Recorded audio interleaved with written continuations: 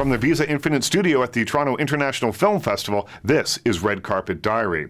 Don McKellar's latest film as a director is called The Grand Seduction, based on the story of a small community in Newfoundland who's trying to lure a doctor to their town. It stars Brendan Gleeson, Taylor Kitsch, and Newfoundland legend Gordon Pinson. Don, congratulations on the film. Thank you.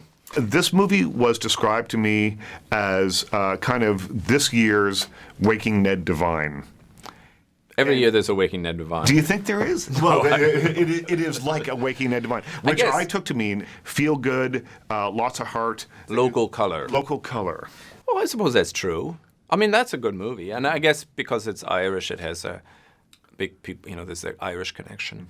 I guess, I mean, to me, it is like that. It's like to me, it was almost, when I read it, I thought, this is really like a classic, like an Ealing's comedy. It's like a classic model of British social comedy that actually Waking Divine, when Ned Divine is almost a return to in a way. Yeah, it is that kind of premise, and they don't come along every day. That's what drew me to it. I thought this is a really, really, really strong premise. You've also cast Taylor Kitsch here, and Taylor Kitsch had a bit of a run doing movies I don't think that exactly suited what he was meant to do, and I think this movie puts him back more where he needs to be. I'm happy you say that. That's really what I felt.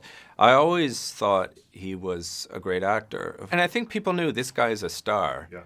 And so they cast him as these action heroes. And he's perfectly good in those movies. He can do the action thing. He certainly has the body and the energy.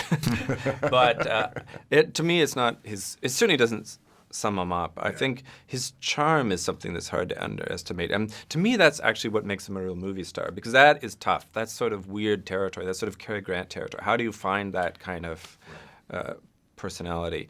And he's got that. And he's a very good straight man, and I always think this is, in many ways, the hardest part, because if he's just a dupe, we will sort of hate him. Right. He's got to be, we have to feel for him, actually, and it's very delicate. And I thought he pulled it off with real finesse. Yeah.